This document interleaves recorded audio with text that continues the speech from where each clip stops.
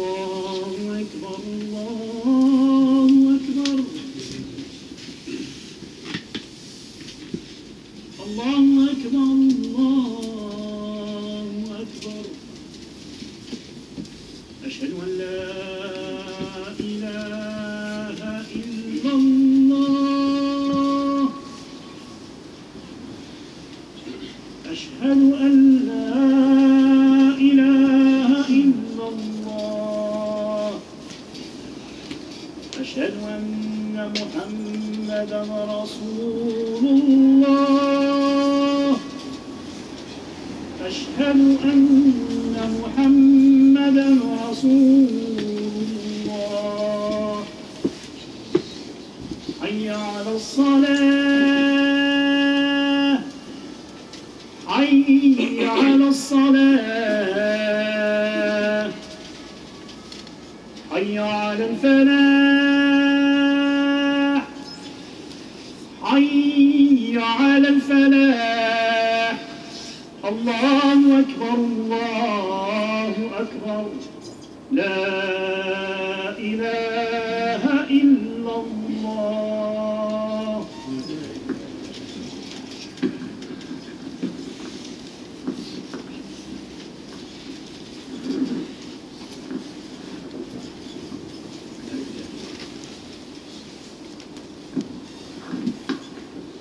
بسم الله الحمد لله نحمده ونستعينه ونستهدي ونستغفره ونؤمن به ونتوكل عليه ونعوذ بالله من شرور أنفسنا ومن سيئات أعمالنا من يهده الله فلا مضل له ومن يضلله فلا هادي له ونشهد أن لا إله إلا الله وحده لا شريك له وأشهد أن محمدا عبده ورسوله صلى الله عليه وسلم. Mes frères et mes sœurs, la khutba du Jumu'ah d'aujourd'hui, du mois d'avril, elle est capitale, vitale, primordiale. Quel est le thème de cette khutba d'aujourd'hui? Le thème de la khutba d'aujourd'hui, c'est un verset du Coran qui se trouve dans la sourate 13 médinoise, Ra'ad, verset 11, où Allah Ta'ala dit « Inna Allah la yughayyiru ma bi qawmin hatta yughayyiru ma bi anfusihim » Ce qui veut dire qu'Allah Ta'ala dit en Coran « A'udhu billahi minash shaitanir rajim, bismillahir rahmanir rahim » On loue Allah le plus grand et on prie sur son âme le prophète Mohammed, paix et bénédiction de Dieu sur lui.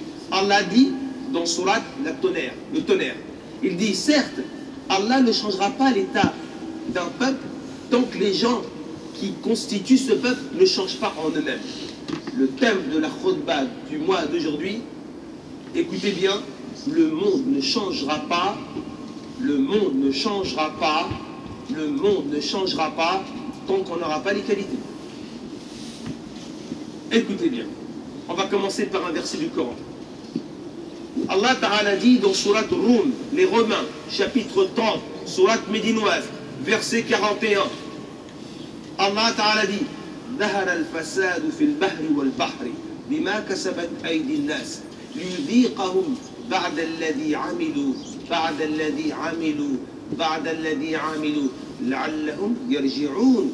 Allah dit dans le Coran, la corruption est apparue sur la terre et dans la mer à cause de ce que les mains des gens ont fait, afin qu'Allah leur fasse goûter ce qu'ils ont fait. Peut-être reviendrait-il vers Dieu. Abu al-Alaï, rahimahullah, dans son exégèse, dit « Celui qui désobéit à Allah sur la terre, c'est comme si qu'il a mis la corruption sur la terre. » Ça, c'est le premier commentaire de ce verset. Deuxième verset du Coran, Allah Ta'ala dit en Surat Shura, la consultation, chapitre 42, Surat médinoise, verset 30. Allah dit, écoutez bien, c'est très important ce verset du Coran.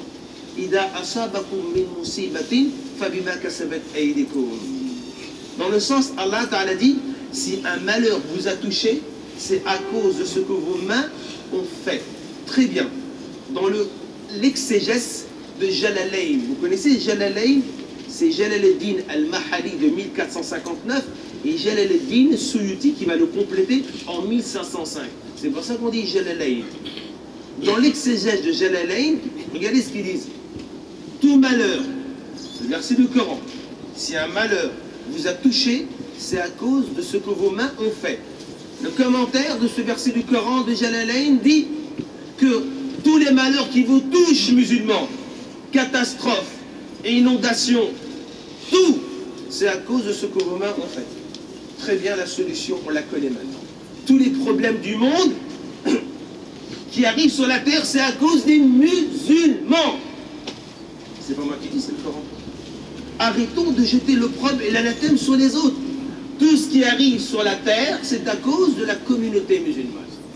Ce hadith, il est dans le recueil de Ahmad ibn Hanbal et il est dans le recueil de Abd al-Razaq. Abdullah ibn Umar radiyallahu anhu raconte, écoutez bien, que le prophète Mohammed sallallahu alayhi wa sallam a dit: ô musulmans, ne faites pas du mal à vous-même et ne faites pas du mal aux autres. Ô musulmans, ne faites pas du mal à vous-même et ne faites pas du mal aux autres. Très bien, parce que le thème d'aujourd'hui c'est quoi? Le monde ne changera que si on change.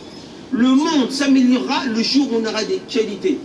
Le jour où la communauté musulmane se corrigera, le monde changera.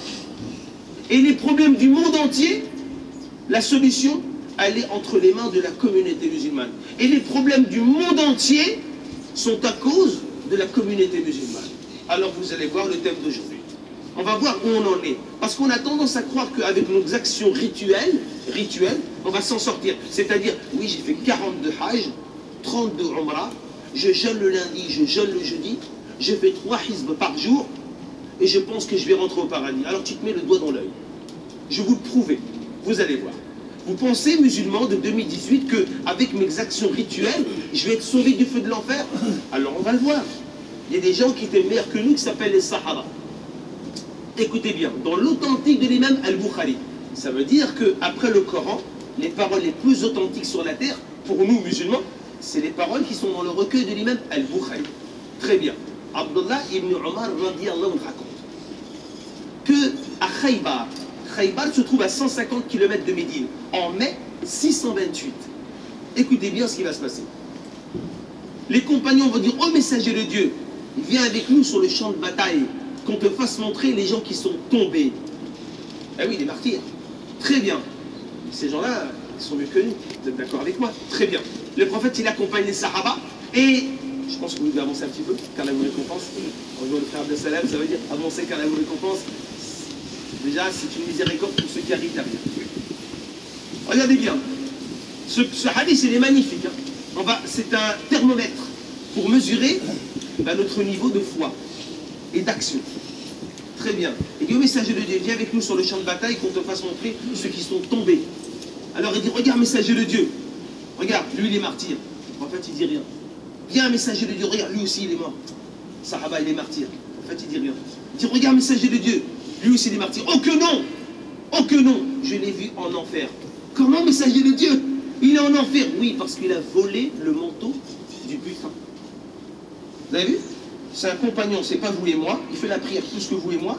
Il jeûne mieux que vous et moi.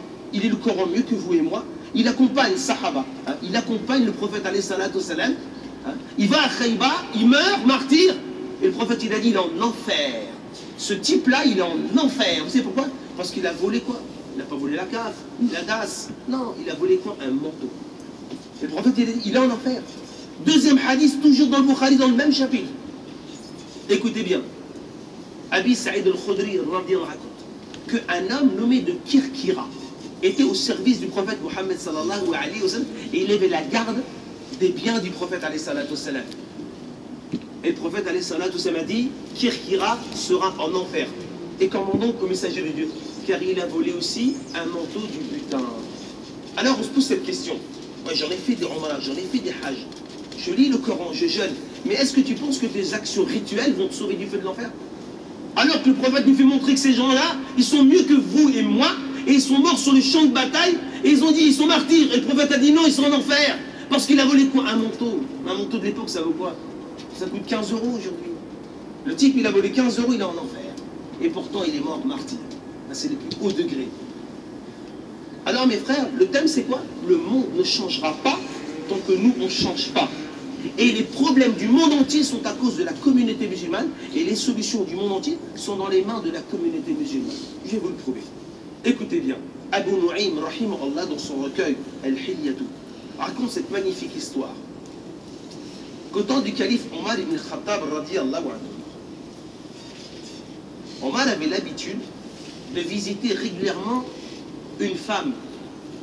Vous avez vu? Régulièrement. Il faisait ça régulièrement. Nous, on a tendance à croire, ah oui, quelqu'un qui fait quelque chose régulièrement, ça devient une bid'a. C'est de l'ignorance à son paroxysme. Omar ibn Khattab, c'est pas n'importe qui. C'est Amir al-Umara. C'est pas Amir al-Mu'minin. Amir al-Umara. Calife, président de la République, gouverneur, chef d'État. Et qu'est-ce qu'il fait régulièrement? Il visite une personne.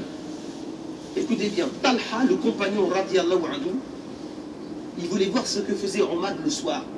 Alors, il est rentré et il a vu une dame, écoutez bien, aveugle et handicapée. Âgée, aveugle et handicapée. Et Talha dit, que fait-il cet homme qui vient te visiter? Parce que même pas que c'est le calife, elle pense que c'est un musulman lambda. Elle dit, ben, cet homme, il vient me voir régulièrement, il me donne à manger, il me donne ce que j'ai besoin, il s'occupe de moi et sort mes déchets. Ça, c'est qui ça? C'est pas vous et moi. C'est le président de la République, Omar al-Khattab, qui gouverne la Perse, qui gouverne le Yémen, qui gouverne l'Égypte, qui gouverne Isfahan, qui gouverne Koufa, Bagdad, Damas, Médine, Mecca. Ça, c'est Amir al-Mu'minin. Vous vous rendez compte? Voilà ce que faisait Omar ibn Khattab, radiyallahu anhu. Alors, je vais vous donner un hadith. Voilà, montre. Il est parti là. Je mesure le temps. Regardez bien. Je vais vous donner un hadith, mais ce hadith-là, mes frères, il faut le propager dans le monde entier. On est 1,652 milliard de musulmans dans le monde entier, c'est ça? Et on est un total de 7 milliards d'habitants. Donc on est minoritaire, vous êtes d'accord avec moi? Très bien. Ce hadith, il faut le connaître par cœur. En plus, il faut le propager. Et j'espère que les non-musulmans connaîtront ce hadith. Vous savez pourquoi? Parce que quand les non-musulmans vont connaître ce hadith, ils vont dire c'est pas possible. C'est votre prophète. Quelle tolérance! Et les gens vont dire, vous là, les musulmans aujourd'hui de 2018, vous n'avez rien à voir avec votre messager de Dieu. Vous prétendez que c'est votre modèle et votre exemple, parce que nous on pense que les grandes sunnas c'est mettre une barbe et une khamis, on se met le doigt dans l'œil. Ça ce sont juste des sunnas vestimentaires, c'est pas les plus importantes, vous allez les voir. Le prophète alayhi salatu wassalam, regardez ce qu'il va laisser comme héritage à sa communauté musulmane. C'est pour ça qu'à l'époque du calife Omar al-Khattab, la religion va avancer à plus de 80 km par jour, en moins de 90 ans, Andalousie, Indonésie. Regardez bien. Ce hadith se trouve dans le recueil de l'imam al-Bukhari. On a bien dit qu'après le Coran, les paroles les plus authentiques pour nous, musulmans, c'est l'imam al-Bukhari. Dans le chapitre 5, hadith 23, authentifié par l'imam al-Bukhari. Vous savez comment il s'appelle ce chapitre? Accrochez-vous. C'est pour ça que je voudrais que tous les musulmans et vous-même, vous connaissiez ce chapitre-là. Ce chapitre s'appelle quoi? Écoutez bien, le fait de suivre le convoi funèbre d'un juif. Waouh! Le fait de suivre, non, le fait de se lever pour le convoi funèbre d'un juif. Je me reprends. Le fait de se lever pour le convoi funèbre d'un juif. C'est l'imam Bukhari qui va mettre ce chapitre. Regardez bien. Abdurrahman bin Abu Layla, radiyallahu anhu. Écoutez bien. Jabir ibn Abdullah, radiyallahu anhu, raconte qu'un jour le prophète Mohammed sallallahu alayhi wa sallam était assis avec les compagnons quand tout d'un coup un convoi funèbre passa devant eux. Le prophète alayhi salat va se lever. Les compagnons, qu'est-ce qu'ils vont faire? Ils vont le suivre. Ils ne discutent pas, ils suivent le prophète. Donc tout ce qu'il fait, il y a un bien. Mais quand même, ils avaient un doute dans leur cœur. Ils sont levés, ils ont dit, messager de Dieu, c'est un juif, t'as pas fait gaffe. Tu sors, peut-être que tu t'es planté, ça peut arriver, messager de Dieu. T'es qu'un humain. Tu t'es levé, on t'a suivi, mais c'est un juif, peut-être que tu t'es planté. Ils ont fait la remarque au prophète, alayhi salatu wassalam, c'est un convoi d'un juif. À votre prophète, qu'est-ce qu'il a dit à votre avis? Ah oui, c'est vrai, vous avez raison, asseyez-vous tout de suite. À votre avis? Regardez la réponse du prophète, alayhi salatu wassalam. Si vous voyez un convoi funèbre, quel qu'il soit, levez-vous. Ce sont des sunnas du prophète, alayhi salatu wassalam. Vous avez vu la tolérance? La tolérance pour les morts. Qu'en est-il pour les vivants? Voilà ce qui nous manque. C'est pour ça que je vous l'ai dit, le monde ne changera pas tant qu'on n'aura pas les qualités. Vous savez, j'étais en Israël et en Palestine, dans les deux territoires, 1967-1948. Je me suis assis avec des grands mouftis, c'est la 5e fois que j'y vais. De l'Aqsa, de Nablouz, de Hébron, ça s'appelle Khalil, Ramallah, toutes les grandes villes, le sud. J'ai posé les mêmes questions. J'ai dit, écoutez les mouftis, j'ai même enregistré et je peux vous les envoyer sur WhatsApp. Comme ça, vous verrez que ce n'est pas mes paroles. J'ai posé les mêmes questions. J'ai dit, mais vous avez vu dans quelle galère on est les musulmans aujourd'hui? On est mal aimés, détestés, on souffre. Le sang qui coule le plus dans le monde, c'est le sang des musulmans. C'est vrai, vous êtes d'accord avec moi? On est éprouvés, même vous, vous êtes éprouvés en Palestine. Mais qu'est-ce qui nous arrive? C'est quoi le problème? Tous ont répondu la même réponse. C'est parce qu'on n'a pas de qualité. Ce qui nous arrive, c'est pas à cause d'eux. On n'a pas les qualités. Je lui dis, ben la solution elle est simple. Je lui dis, il faut qu'on change. Il dit, oui, il faut qu'on change. Il faut qu'on change. Si on change, vous allez voir Allah Ta'ala, il va nous élever. Mais il m'a dit, le problème, il n'est pas là. On sait qu'il faut changer. Regardez ce qu'ils m'ont dit. Le problème, c'est que les musulmans ne veulent pas changer. Non, ils sont bien. Demande à un musulman, est-ce que tu vas changer? Ça va pas, non? Je suis bien dans ce que je suis. Financièrement, ça va. Psychologiquement, ça va. Matériellement, ça va. Pourquoi tu veux que je change? On ne veut pas changer. Alors on restera comme ça dans la galère jusqu'à la fin du monde. C'est clair. Allah dit changer. Si on change, Allah il change le monde. On sait très bien que si Allah veut changer le monde, il faut qu'on change. Mais le problème, c'est que nous, on ne veut pas changer. On sait très bien. Tous les ulama m'ont dit, on ne veut pas changer. On est bien dans ce qu'on est. Pourquoi tu veux que je change? Et Allah a dit, Inna Allah la yughayyiru ma bi qawmin hatta yughayyiru ma bi anfusihim. Allah ne changera pas l'état d'un peuple tant que vous ne changez pas. Donc, même dans les rêves les plus absolus, ben, le monde ne changera pas. Parce qu'à l'intérieur, on ne veut pas changer. Vous avez vu? Tiens, c'est une anecdote qui m'est revenue là. En 1993, le 1er novembre, c'était un lundi, à la mosquée d'Evry. Je me suis assis avec un grand savant, il est mort, il s'appelle Ismail Patel, rahimahullah. Il est parti dans 54 pays dans le monde. J'ai posé cette question à l'heure du Maghreb. Je n'oublierai jamais. Je lui ai dit, Ismail Patel, je lui ai dit, pourquoi Allah ne nous a pas choisi, nous, à la place des Sahaba? Voyons, Sahaba, c'est des gens qui tournaient tout nus autour de la Kaaba. C'est les gens qui adoraient plus de 360 statues. C'est des gens qui ont enterré leurs filles vivantes. Pourquoi Allah les a choisis? Même Rustum Farzak, il n'a jamais voulu les envahir. Qu'est-ce que je vais faire avec des gens comme ça? L'endroit le plus sombre de la terre. Et le prophète, il a été envoyé vers l'endroit le plus sombre de la terre. Et pourquoi il ne nous a pas choisis? On a des doctorats, des maîtrises, Bac plus 8, licence, master. Vous savez ce qu'il m'a dit? Comme vous êtes des saboteurs aujourd'hui, vous auriez été des saboteurs hier, et le prophète aurait été déçu de se retrouver tout seul. Vous avez vu mes frères? Alors, la solution, elle est où? La solution, je vais vous la dire. J'ai pas l'heure, faut que je maîtrise la faute pas. Ok, écoutez bien. Je vais terminer avec ça pour la première partie. La solution, vous savez, elle est où? Elle est dans le messager de Dieu, sallallahu alayhi wa sallam.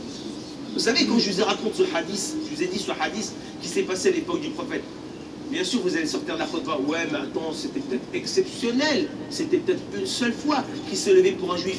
Les compagnons, peut-être, ne l'ont pas fait. Ben, vous allez voir, le prophète, il est mort en 632. En 637, à Al-Qadisi, qui était là-bas? Saad ibn Abi Waqas, Amr ibn al-As, Khalid ibn al-Walid, Abu Ubayd bin Jarrah, j'ai vu même sa tombe. Ils étaient là-bas. Et regardez bien, Abdelrahman ben Abu Layla raconte que Sahal ben Hunayf et Qais bin Saad étaient assis à Al-Qadisi, quand tout d'un coup un convoi funèbre passa devant eux. Ils se levèrent. Les gens lui disent, mais c'est un tributaire, c'est quelqu'un du pays. Et regardez ce qu'ils ont répondu, ces deux compagnons. Mon ami, à l'époque du prophète, alayhi salatu salam, un convoi funèbre est passé devant lui, il s'est levé. Les compagnons lui ont fait la remarque que c'était un juif, et le prophète a dit, n'est-ce donc pas une âme? Voilà le messager de Dieu, alayhi salatu salam. Comment il se comporte avec des morts. Alors vous voulez que le monde y change, il faut qu'on change. Mais nous on est toujours, c'est les autres, c'est les autres. C'est comme l'autre jour, un gars me dit, ouais mais regarde Faisal, c'est bien ce que vous faites pour les migrants, mais regarde la société française, elle fait rien pour eux, elle fait rien pour eux. Très bien. Tu veux jeter l'opprobre et l'anathème sur eux? Pas de problème. Mais qu'est-ce que tu vas dire le jour du jugement devant Dieu? Tu vas dire c'est à cause du chef d'État? Tu vas dire ça devant Dieu? Non mais c'est une blague ou non? Tu vas pas répondre de l'argent? Je vous donne un exemple. On est 7 800 000 musulmans en France. Accrochez-vous, ça ne va pas vous plaire. Hein. Mais c'est ça le bout de la faute pas. On est 7 800 000 musulmans en France. Vous êtes d'accord avec moi? Très bien. Je vais être modeste. On va compter que 2 millions de musulmans qui travaillent. Il y en a plus en vérité. Mais je vais être modeste. 2 millions de musulmans qui travaillent, 6 millions qui ne travaillent pas. Très bien. Les 2 millions qui travaillent, allez, on va compter, on va être modeste, ils sont au SMIC. Vous êtes d'accord avec moi? Et quelqu'un qui paye le SMIC, sa zakat mensuelle est de 25 € par mois. D'accord? Le Nissab, c'est 25 € par mois pour quelqu'un qui a le SMIC. À la fin de l'année, ça fait combien? 25 € par 12, ça fait les comptables 300 €. Il ne va pas répondre parce que c'est la retraite. Très bien. 300 € par mois pour un SMICard, pour quelqu'un qui paye la zakat. C'est pas beaucoup, 300 €. D'accord? C'est un iPhone 6 d'occasion. Très bien. Regardez bien. 300 € par an, par 2 millions de musulmans, ça fait combien? 600 millions d'euros. Allez où cet argent? Allez où cet argent? Et j'ai compté que 2 millions. Très bien. En France, moi je suis président de plusieurs marchés de syndicats de France. Il y a 8000 marchés en France. À 100 commerçants minimum. Et 95% c'est des musulmans. Ça fait 800 000 commerçants en France. 800 000 commerçants, ils touchent le SMIC? Il n'y a pas de l'argent dans la communauté musulmane. Alors le type il me dit, ouais mais regarde, nous on ne va pas donner aux pauvres. Très bien, je lui donne un hadith. Et là on doit changer. Hadith chez Tabarani, authentifié 2133, 2123. Authentifié par les muhadiths contemporains et anciens. Regardez bien. Abdullah ibn Umar radiyallahu anhu, je vous le dis en arabe et ensuite en français. Raconte. Qala Rasulullah sallallahu alayhi wa sallam. Écoutez bien. Koulou jami'an wa la tafarraqu fa inna al-baraka ma'a al-jama'. Première partie du hadith. Mangez ensemble et ne vous divisez jamais, car la plénitude ou la baraka se trouve dans le groupe, dans la collectivité. Et regardez bien. Wata'am wahida yakfi li ithnayn. Wata'am ithnayn yakfi li arba'. C'est d'accord avec moi? Ce hadith il est clair, il est connu, il est authentique. Le prophète alayhi salatu sallam dit, mangez ensemble, ne vous divisez jamais, car la plénitude, la baraka se trouve dans le groupe. Et le manger, le repas d'une personne suffit pour 2. Et le repas de 2 suffit pour 4. On est 1,652 milliard de musulmans dans le monde. Chaque année, il y a 9 125 000 personnes qui meurent de faim. Normalement, on peut nourrir chaque année 1,652 milliard. Alors les jours de Qiyamah, qu'est-ce que ça va dire? On n'a pas d'argent? Subhanakallah bihamdik. Ashhadu an la ilaha illa ant. Nastaghfiruka.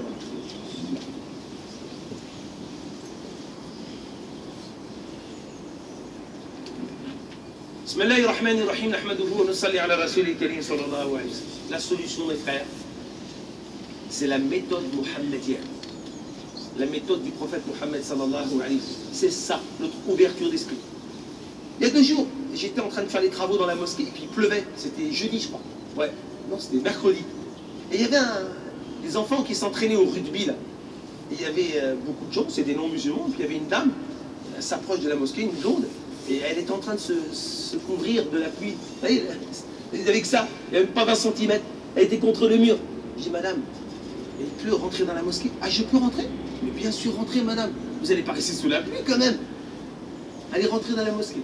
Elle ne savait pas quoi faire. Elle était étonnée. Elle est venue me voir remercier devant toutes les musulmanes. Elle est venue me remercier. Franchement, ça m'a touché ce que vous avez fait. Je ne savais pas qu'on pouvait rentrer. Mais bien sûr, c'est notre ouverture d'esprit. Vous savez comment on peut gagner les gens à la bonne cause? Alors, regardez, mes frères et mes sœurs.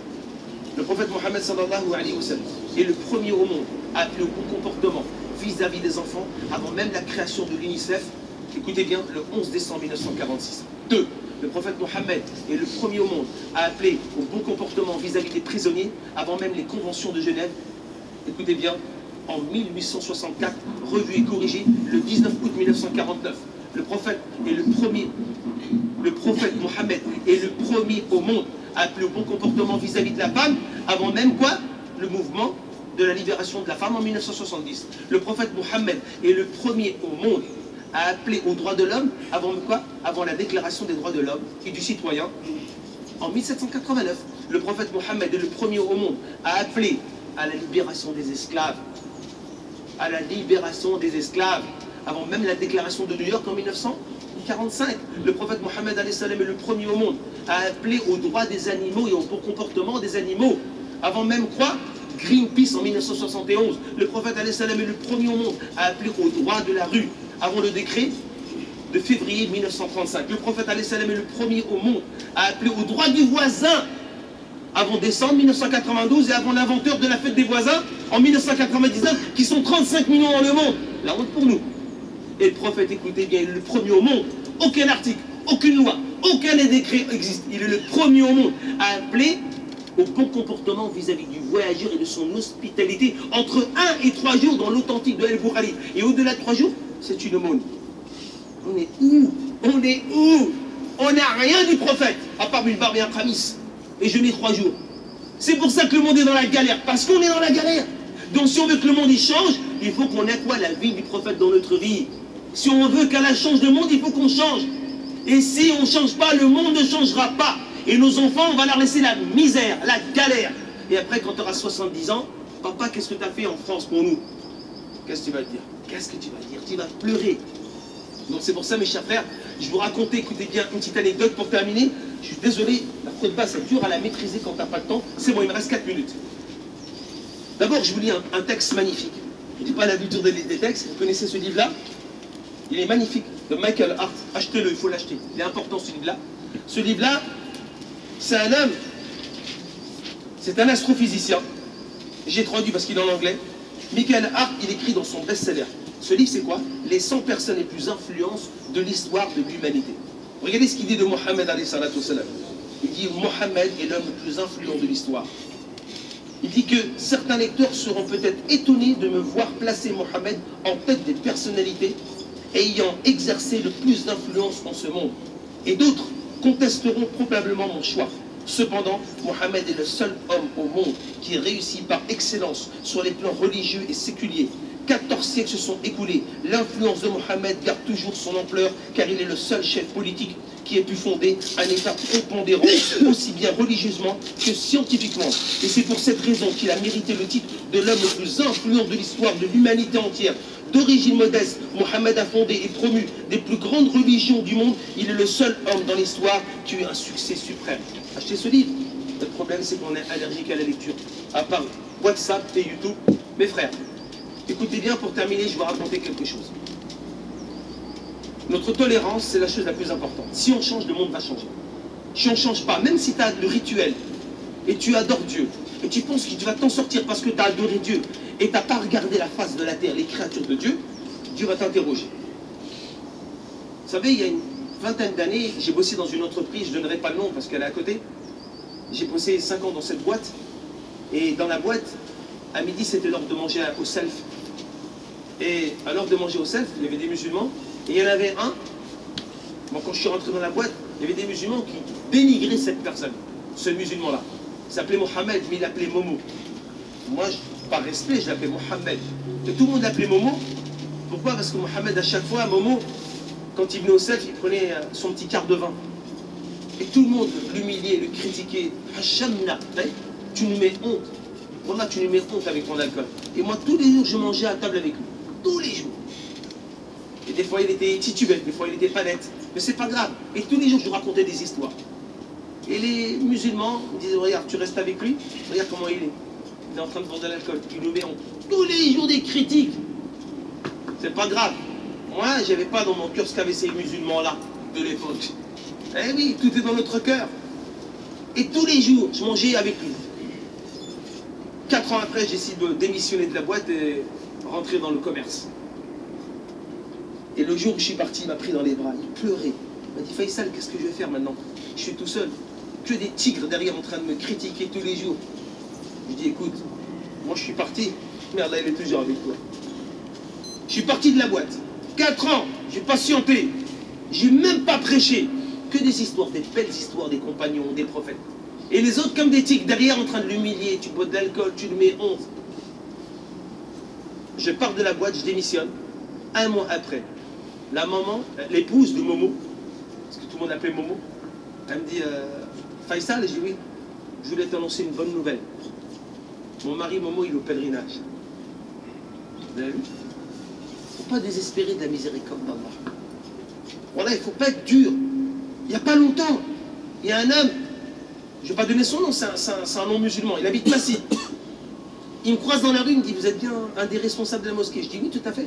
Il me dit, ma fille, elle est à telle école, je ne vais pas dire l'école de la ville, elle est dans telle école. Elle a 10 ans, je crois, sa fille. Elle dit, la copine de ma fille, c'est une musulmane. Donc elles ont l'habitude de manger à la cantine. Et je suis choqué. Ma fille m'a raconté ça, je suis choqué, c'est pour ça que je voulais vous rencontrer. Je dis, qu'est-ce qui se passe? Je dis, bon sang, qu'est-ce qu'on a encore fait, les musulmans? Elle me dit, ma fille, elle rentre, elle n'était pas bien aujourd'hui. Je dis, pourquoi? Parce que sa copine musulmane, elle mange avec elle au self, et ma fille, elle a pris du porc, au self. Et sa copine musulmane, elle dit, toi, tu vas aller en enfer. Qu'est-ce que vous voulez? Voilà, regardez, ça ne m'étonne pas que les gens nous détestent. Ça ne m'étonne pas que les gens nous détestent. On ne veut pas changer. Voilà ce qu'on enseigne à nos gosses. Voilà ce qu'on enseigne à nos gosses. C'est pour ça que les gens après ne nous aiment pas, ils ont peur de nous. Donc c'est pour ça, mes chers frères, cette troupe elle est importante. J'espère qu'on va tous sortir avec une plus-value. Critiquez-la, c'est bien, il faut critiquer, c'est important. Il faut sortir d'autres argumentations. Il faut se dire une chose, et c'est une évidence. Et le ulama de l'Aqsa, ils m'en ont dit. Si on veut qu'Allah change le monde, il faut qu'on change. Il faut qu'on change, ça c'est évident, on est tous d'accord. Mais le problème, c'est qu'on ne veut pas changer. On est bien dans nos acquis. Pourquoi tu veux que je change? Le problème, il est là.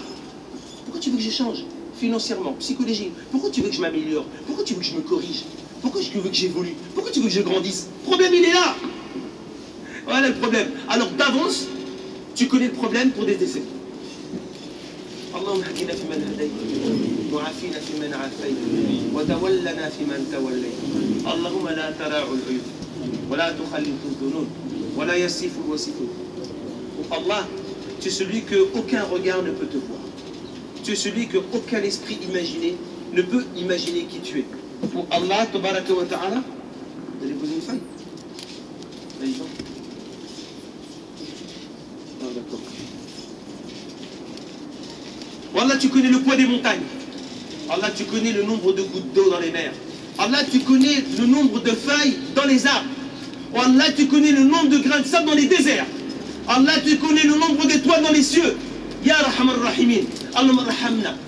Allah, fais-nous miséricorde. Allah, aie pitié de nous.